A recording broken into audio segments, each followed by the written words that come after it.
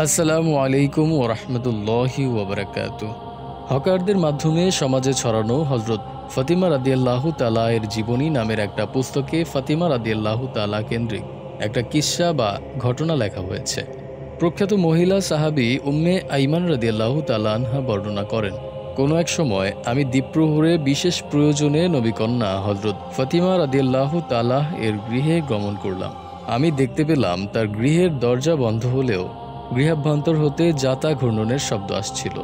এহেন শব্দ পাওয়ার পর আমি গৃহের ছিদ্রপথ হতে তাকিয়ে দেখতে পেলাম নবীকন্যা হযরত ফাতিমা রাদিয়াল্লাহু তাআলা অঘোরে নিদ্রা যাইতেছেন। তবে আশ্চর্যের বিষয় হলো, তিনি নিদ্রা গেলেও তার পাশে যাতা আপনা আপনি চলছে। নবীকন্যা হযরত ফাতিমার আদরের দুলাল অন্যের সাহায্য ছাড়াই দুলিতেছে। নবী দুলালি হযরত ফাতিমা রাদিয়াল্লাহু তাআলার পাশে জনৈক রমণী তাসবিহ পাঠে রত আছেন। উম্মে আইমান বলেন, এহেন কাহিনীটি আমি প্রিয় নবী সাল্লাল্লাহু আলাইহি ওয়াসাল্লামের কাছে বললাম। তিনি বললেন, হে উম্মে আইমান, দ্বীপ্রহরের তীব্র দহনে হয়তোবা অবসন্ন ফাতেমা যাতা ঘুরাতে ঘুরাতে নিদ্রামগ্ন হয়ে পড়েছে। তবে নিদ্রা গেলেও তার আটা তৈরির খুবই প্রয়োজন ছিল। এদিকে নিজের তাসবিহ পাঠও বাকি ছিল এবং গরমে শিশু হুসাইনের নিদ্রা টুটিবারও আশঙ্কা ছিল, যার কারণেই রহমানুর রহিম আল্লাহ তাআলা তার প্রিয় দাসী ফাতেমার ঘুমে ব্যাঘাত না ঘটিয়ে ৩ জন ফিরিস্তা পাঠিয়ে তাদের মাধ্যমে ফাতেমার সংসারের সকল কাজ সমাধা করে রেখেছেন। এই কিস্সাটি হাদিস সিরাতের নির্ভরযোগ্য কোনো সূত্রে পাওয়া যায় না। আসলে এটি শিয়াদের বানানো একটা কিস্সা। শিয়ারা আহলে বাইতের নামে বহু কিস্সা জাল করেছে।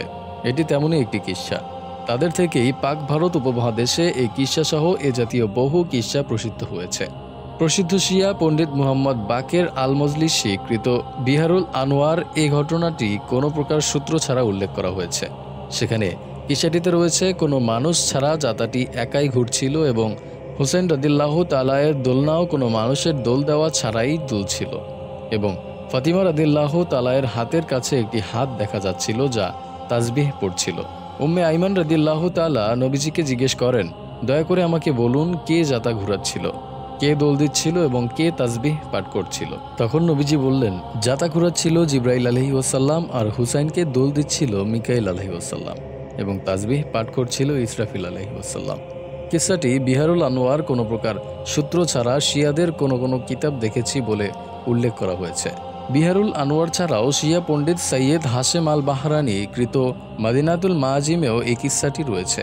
শিয়াদের মাঝে ফাতিমা রাদিয়াল্লাহু তাআলা আনহুয়ের ঘরে একা একা যাতা ঘূর্ণনের এই কিস্সাটি আরও বিভিন্নভাবে প্রসিদ্ধ আছে, কিন্তু কোনোটিরই নির্ভরযোগ্য কোনো সনদ নেই, অর্থাৎ হতে পারে তা একটি বানোয়াট কিস্সা। সুপ্রিয় দর্শক মণ্ডলী, প্রতিদিন নতুন নতুন ভিডিও পেতে আমাদের চ্যানেলটি অবশ্যই সাবস্ক্রাইব করুন এবং পাশে থাকা বেল আইকনটি প্রেস করতে অবশ্যই ভুলবেন না। আপনার যে কোনো মতামত আমাদের জানাতে আমাদের ভিডিওর নিচে অবশ্যই কমেন্ট করুন। দেখা হচ্ছে পরবর্তী ভিডিওতে। সেই পর্যন্ত ভালো থাকবেন, সুস্থ থাকবেন। আল্লাহ হাফেজ।